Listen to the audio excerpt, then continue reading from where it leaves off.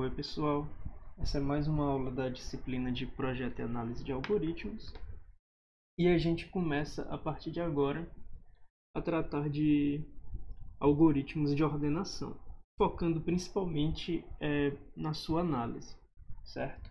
Afinal, a essa altura do curso de Ciência da Computação como um todo, os algoritmos que a gente vai apresentar já devem ser familiares para vocês. No entanto, a gente vai fazer a análise de complexidade desses algoritmos de uma forma completa, digamos assim. O nosso primeiro algoritmo é o heap sort. É um algoritmo de ordenação ótimo, ou seja, é um algoritmo que tem complexidade n log n para fazer a ordenação. E ele se baseia na estrutura de dados fila de prioridade ou heap. E daí a gente vai fazer uma leve recapitulação de como essa estrutura de dados funciona e também o custo das suas operações e o custo de manutenção das propriedades de uma heap, tá bom? Então a gente começa falando um pouco sobre heap. Vocês devem se lembrar das disciplinas de estrutura de dados que uma heap é uma estrutura arbórea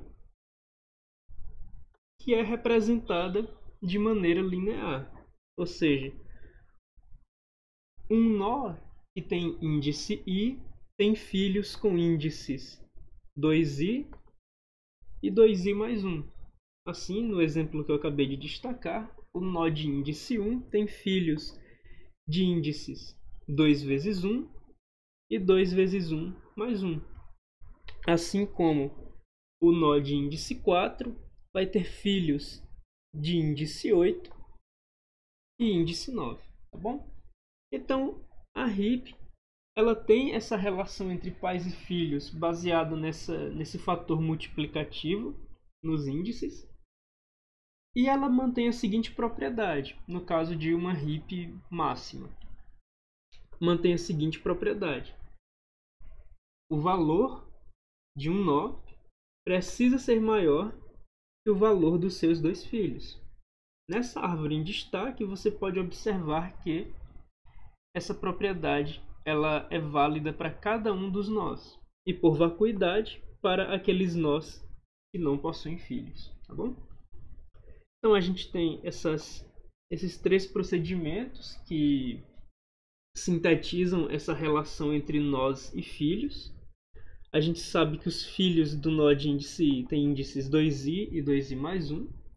E a gente sabe, portanto, fazendo uma conversão dessa relação de nó com filho, que o pai de um nó de índice i vai, por sua vez, ter índice i sobre 2 piso, tá bem? Bom, aqui a gente tem a propriedade que a gente havia dito, né? Numa heap máxima, a gente tem que o valor de um nó sempre é maior que o valor de seus filhos, tá bom? Numa heap mínima, a gente teria o contrário, mas no decorrer dessa aula a gente vai tratar com heaps máximas. A gente tem três algoritmos essenciais para manter as propriedades de uma heap. Esse algoritmo, o max heapify, que assegura que um nó mantém a propriedade de uma heap na sua subárvore.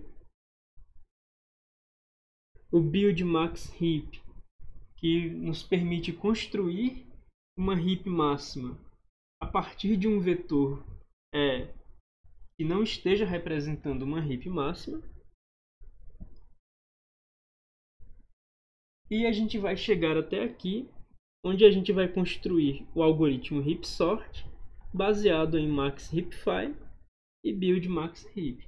A ideia do heap sort consiste em criar uma heap máxima, daí a gente sabe que o elemento de maior valor se encontra na raiz, e em seguida a gente vai colocar esse elemento de maior valor na sua devida posição, fazendo um swap, e a gente vai utilizar max heapify logo após esse swap para colocar o elemento que trocou de lugar com a raiz na sua devida posição. Então, essencialmente, o heap sort vai utilizar uma chamada de build max heap e diversas chamadas de max heap file. A gente vai entrar em detalhes no decorrer da aula, tá bom? Bom, primeiro a gente vai descrever o algoritmo que é capaz de manter a propriedade da heap, ou seja, o algoritmo que garante que um certo nó sempre vai ter valor maior ou igual que o valor dos seus filhos. Então, quando a gente chama maxHeapFile para uma heap representada num array A, para garantir a propriedade para um nó de índice I, a gente calcula os índices dos filhos desse nó e em seguida a gente tem uma série de comparações. Bom, primeiro a gente verifica se cada um dos filhos tem índice válido, afinal, se L for maior que o nosso tamanho de heap, a gente sabe que L não é um índice válido e, portanto, o nó de índice I não tem filho esquerdo. No entanto, caso L seja um índice válido e o valor contido na posição L seja maior que o valor contido na posição I, a gente vai determinar que largest tem valor L. Caso contrário, a gente determina que largest tem valor I. A mesma coisa a gente faz para o índice do possível filho direito do nó de índice I. Caso R seja um índice válido, a gente sabe que o nó de índice I tem um filho direito, e daí a gente agora compara o valor contido nesse nó de índice R com o valor contido no nó de índice largest. Caso o valor em R seja maior que o valor em largest, a gente atualiza largest para R. Por fim, a gente verifica se largest é diferente do pai, ou seja, do nó de índice I.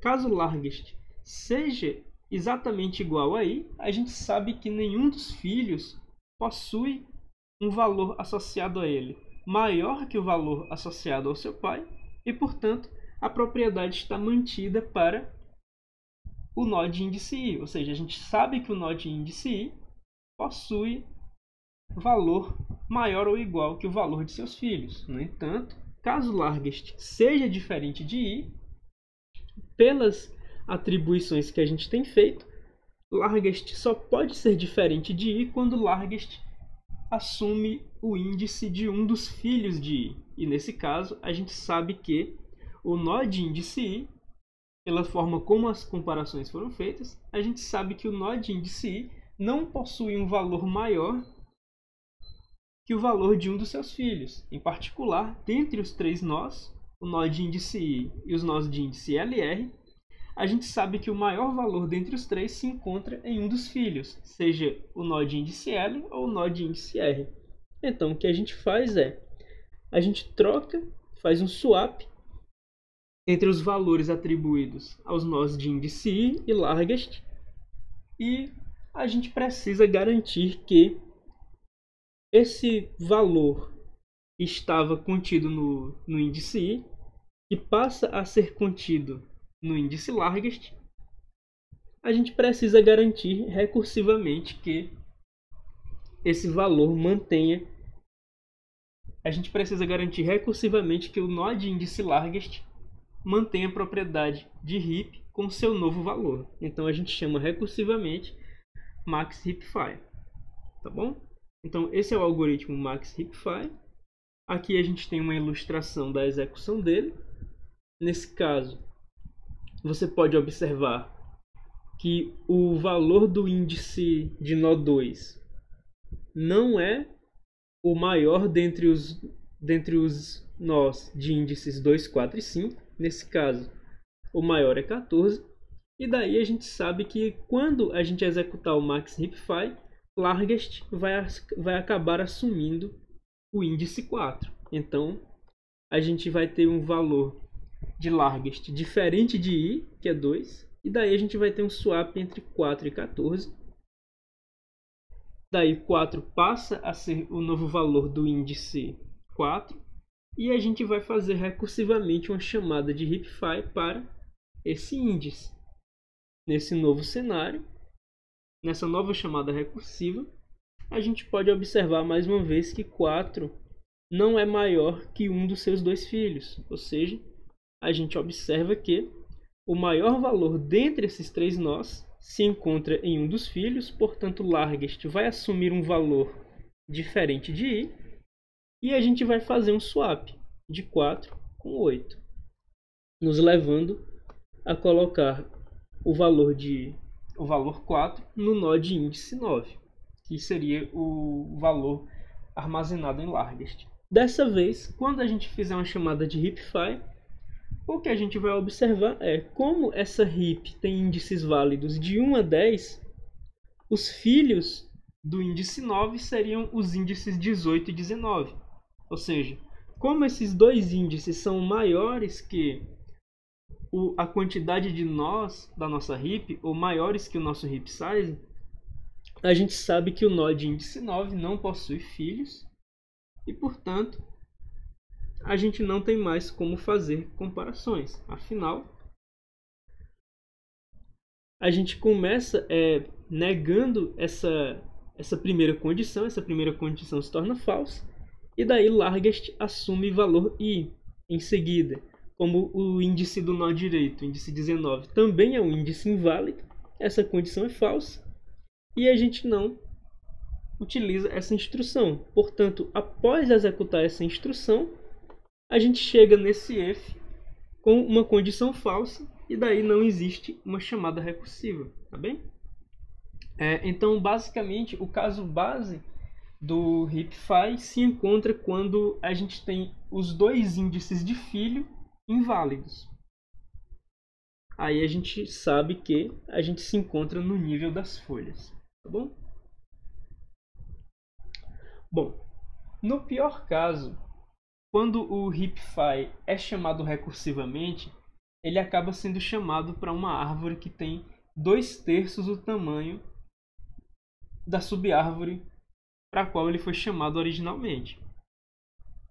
Com isso, e claro, isso ocorre quando esse pior caso de uma chamada de heapfile ocorrer recursivamente para uma subárvore com 2/3 o tamanho da árvore original.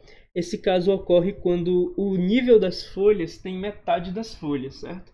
Daí a subárvore esquerda ela teria 2/3 o tamanho da árvore original, e a subárvore direita ela teria 1/3 do tamanho da árvore original. Nesse caso, quando a gente tem essa chamada para a esquerda com metade das folhas existentes, a gente vai ter uma redução em 2/3 do tamanho da árvore, e daí a gente vai ter a seguinte relação de recorrência para descrever a complexidade de heapfile. Observa que todas aquelas nossas comparações elas podem ser feitas em θ de 1, afinal nenhuma delas depende do tamanho da heap, certo? São apenas 3 condicionais, salvo engano. E essa chamada de heap para uma árvore de tamanho n pode se resolver, no pior caso, para uma árvore de tamanho 2/3. Daí, a gente sabe que o nosso fator de divisão aqui é 3/2 e o nosso fator de multiplicação é 1. Portanto, a gente sabe que log de 1 na base 3/2 vai ser 0. E, portanto, a gente sabe que a gente se encontra no caso 2 do teorema mestre. Afinal, n elevado a 0 é igual a 1 e a nossa função f de n também é 1. Como a gente se encontra no caso 2 do teorema mestre, a gente vai ter que a complexidade dessa relação de recorrência é log n multiplicado pela nossa função f de n. Portanto, é apenas log n, tá bom?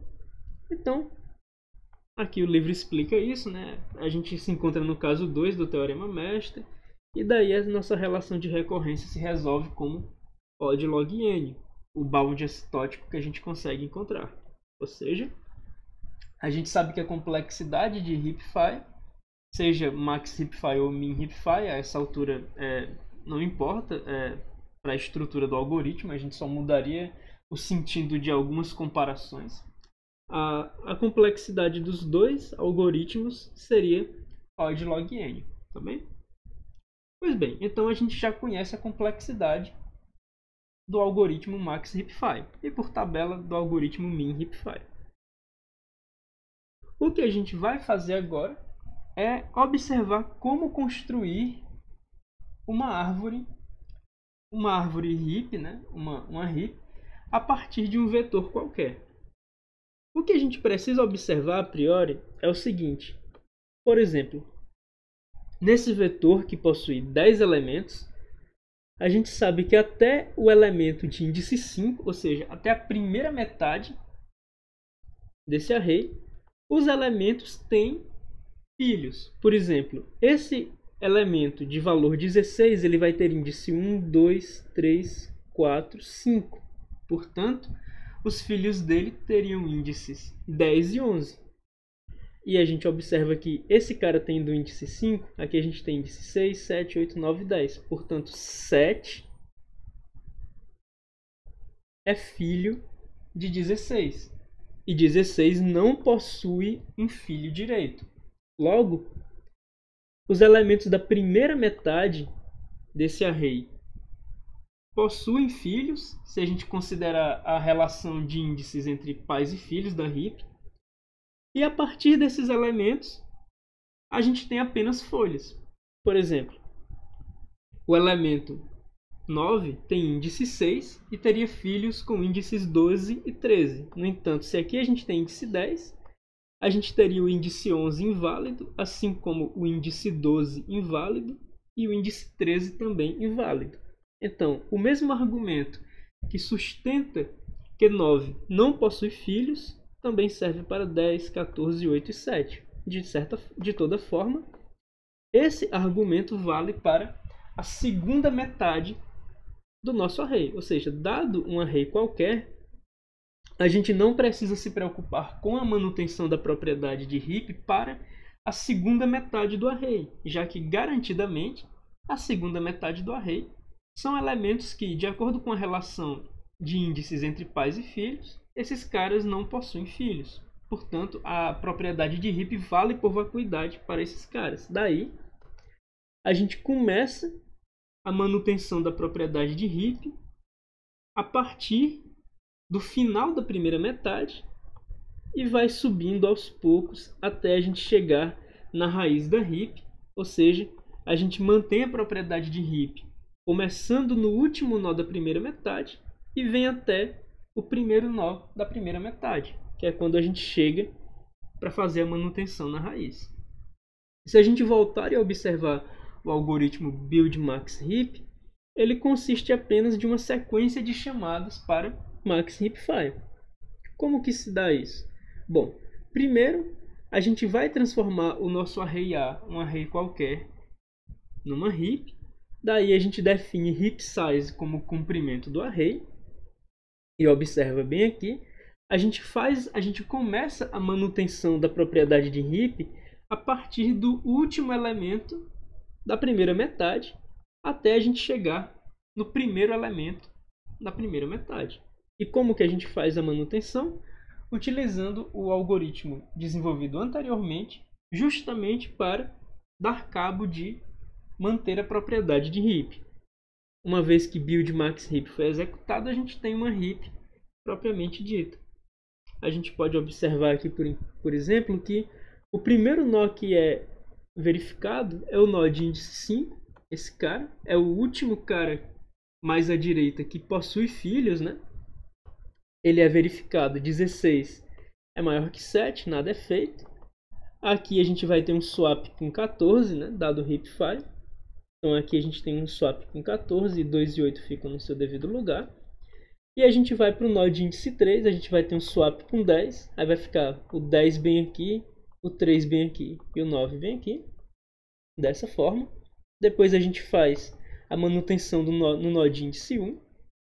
1 vai ter um swap com 16. A gente vai ficar com 16, 14 e 1. E nesse momento, quando a gente tiver o 1 bem aqui, a gente vai trocar o 1 de posição com 7. Daí o 7 fica nesse lugar e o 1 fica nesse lugar. Isso encerra o hipfire que começou nesse índice 2. Por fim, a gente faz o HipFi para o índice 1. Aí a gente vai ter uma comparação entre 4, 16 e 10. A gente vai ter o 4 dando swap com 16, o 4 dando swap com 14 e o 4 dando swap com 8.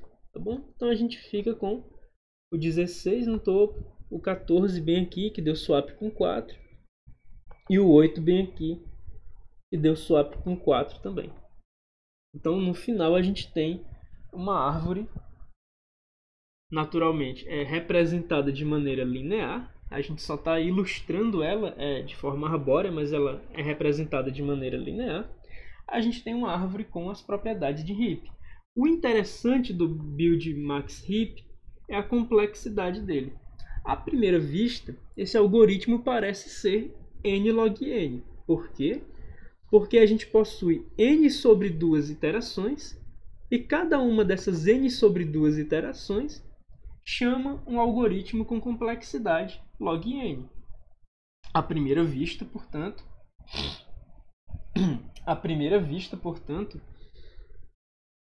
a gente tem que, com n iterações custando log n, a gente vai ter um custo n log n, um custo superior ao de n log n para esse algoritmo.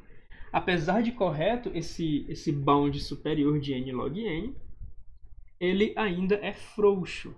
A gente consegue, na verdade, provar que build max heap possui um custo de O de n. Como que a gente vai fazer isso? A gente vai fazer isso da seguinte forma. Quando o max heap phi é chamado para um nó que possui altura h, e daí a gente sabe que numa árvore com n elementos, a altura máxima de um nó é log n. Bom, como a gente sabe que numa árvore com n elementos, a altura máxima de um nó é O de log n, é natural a gente esperar que HipFi tenha um custo O de log n. Afinal, ele faz um swap para cada... Ele pode fazer, no pior caso, um swap para cada nó que se encontre abaixo dele num caminho da sua raiz até uma folha. Portanto, se a altura desse nó, para o qual a gente chama HipFi, é h, HipFi vai ter complexidade O de h. Ou seja, se a gente chama HipFi para um nó que tem altura 3, o máximo que pode acontecer é HipFi fazer 3 swaps que vão acontecer em 3 chamadas recursivas, e cada chamada recursiva vai ter o custo O de 1 mais o custo da chamada recursiva que ela pode fazer. Então, no pior caso, HipFi performa todas as chamadas recursivas num nó com altura h, e daí a complexidade de HipFi vai ser O de h. Agora a gente vai poder argumentar utilizando a quantidade de nós que possuem uma certa altura, que a complexidade de build max heap, na verdade, não é tão alta quanto n log n, certo? O que a gente pode observar é o seguinte: dada uma árvore com n elementos, e esses elementos têm alturas que variam de 0 até log n, a gente sabe que o número de nós com altura h é dado por n sobre 2 elevado a h mais 1. Por exemplo, a gente sabe que uma árvore possui folhas. Possui quantas folhas? Uma folha tem altura 0. Como as folhas têm altura 0, como ilustração, a gente sabe que h seria 0 nessa fórmula, e daí a gente sabe que o número de folhas numa árvore com n nós seria cerca de metade dos nós daquela árvore. Seria n sobre 2 teto. Por exemplo, se você tem uma árvore binária cheia com 1, 2, 4... Se você tem uma árvore binária cheia com 7 nós, você sabe que 4 desses nós são folhas, e 4 seria justamente 7 sobre 2, seria 3,5, teto 4, tá bom? Então, utilizando essa noção de que a gente tem n sobre 2 elevado a h mais 1 nós com altura h para uma árvore de n nós, no pior caso, né, a gente está considerando a árvore cheia, a gente vai ter que o nosso build max heap, ele faz, no pior caso, uma chamada de heapfile para cada um dos nós. Observa que, apesar do build max heap não fazer chamada para a segunda metade, não chamar o heapfile para a segunda metade do array, a gente está considerando até mesmo essas chamadas, certo? Quando a gente considera h igual a 0, a gente está considerando que build max heap faz chamada de heapfile até mesmo para as folhas, mas isso facilita a nossa conta, apesar de não estar condizente com o algoritmo. A gente está calculando um custo um pouco maior do que o custo do algoritmo. Então, para cada altura possível de nó, a gente sabe que o custo do build max heap é limitado pelo número de nós com aquela altura vezes o custo de uma chamada de heapfile para nós com aquela altura. Daí, a gente sabe que, como build max heap vai fazer para cada nó com uma certa altura h uma chamada de heapfile, a gente sabe, considerando os nós divididos em todas as suas alturas possíveis, a gente sabe que esse é um custo, esse é um limite superior para o custo de build max heap.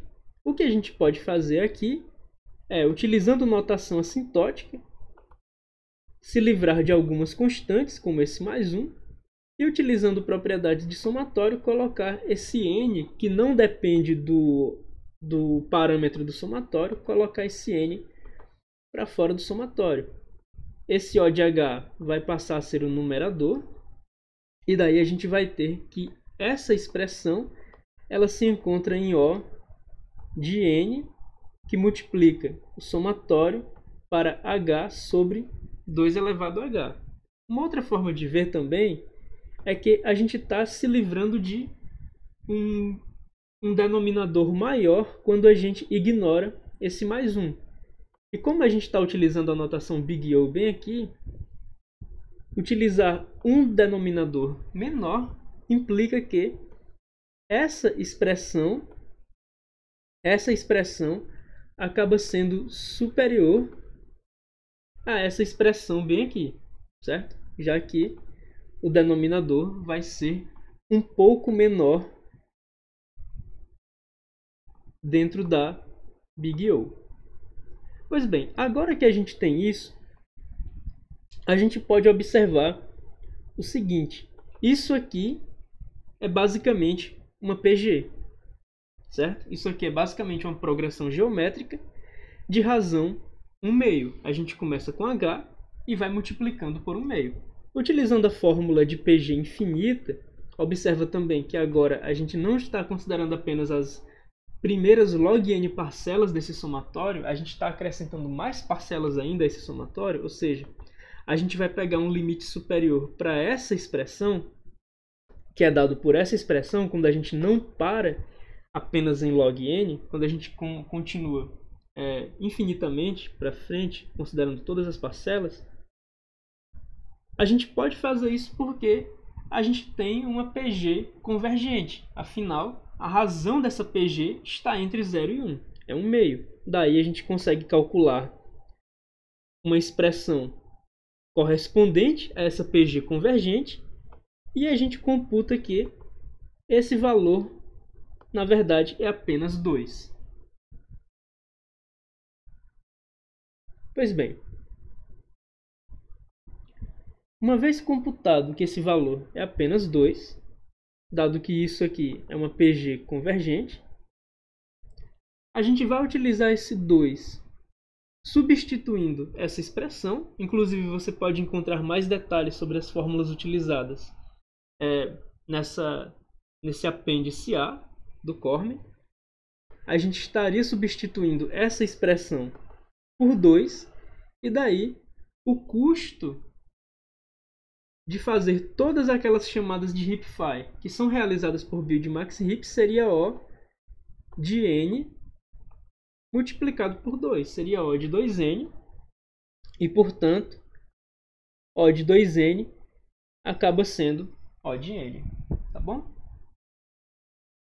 Então a gente conhece o custo do heapfile, que é O de log n, e a gente conhece o custo do build max heap, que é O de n. Então agora a gente está apto a construir o algoritmo heap sort. A ideia do algoritmo heap sort é bastante simples. A gente começa construindo uma heap máxima no array que a gente gostaria de ordenar. E em seguida, a gente começa considerando o índice a partir do último índice válido do array até o índice 2. A gente faz o seguinte: como a gente sabe que o elemento de maior valor se encontra na raiz dessa heap, a gente sabe que o elemento de maior valor se encontra na posição 1. Então, esse elemento, na verdade, deveria estar na última posição. Esse elemento deveria estar na posição de índice a.length. A gente faz essa troca. Em seguida, reduz o tamanho da nossa heap para desconsiderar esse elemento que antes estava em A1 e agora se encontra em a.length. A gente reduz o tamanho da heap para desconsiderar esse elemento, ou seja, todas as nossas operações de heap agora vão levar em conta apenas todos os elementos da heap, menos o último, certo? E por fim, a gente ajusta o elemento que se encontrava na última posição, que agora se encontra na primeira posição.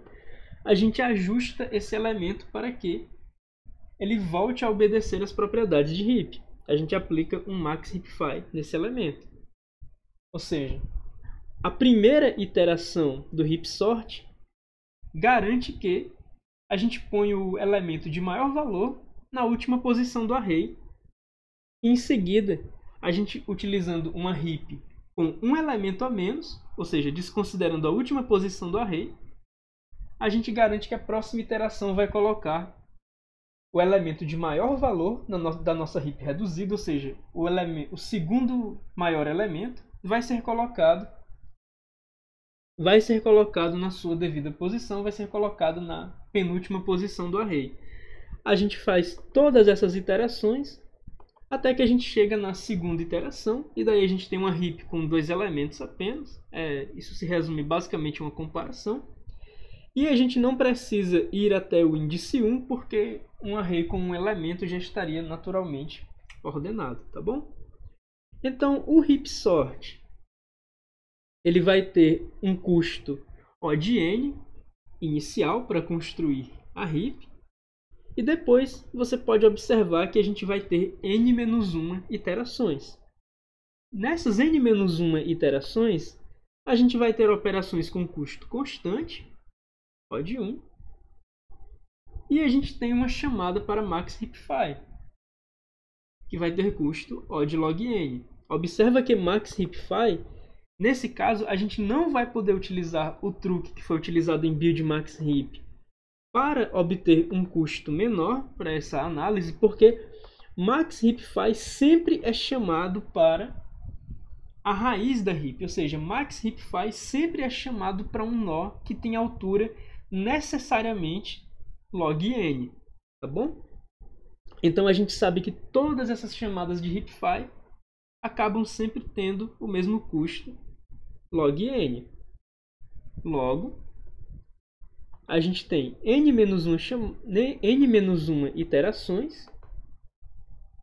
A primeira parte dessas iterações tem custo constante e a segunda parte tem custo necessariamente O de log n. Portanto, a gente vai ter um custo O de n no começo e em seguida um custo n log n. Portanto, para o algoritmo todo a gente tem um custo de n mais n log n, e daí resulta que o custo total desse algoritmo pode ser expresso como n log n. Afinal, n log n acaba dominando n. Então a gente tem essa argumentação nesse parágrafo de uma maneira mais resumida. E daí a gente sabe que o custo do heap sort é n log n. Tá bem? O Cormen segue falando sobre filas de prioridade, ou seja, como utilizar heaps de uma maneira mais geral para além de utilizá-las em ordenações, certo? E terminada a análise do heap sort, a gente encerra o conteúdo dessa aula e até a próxima.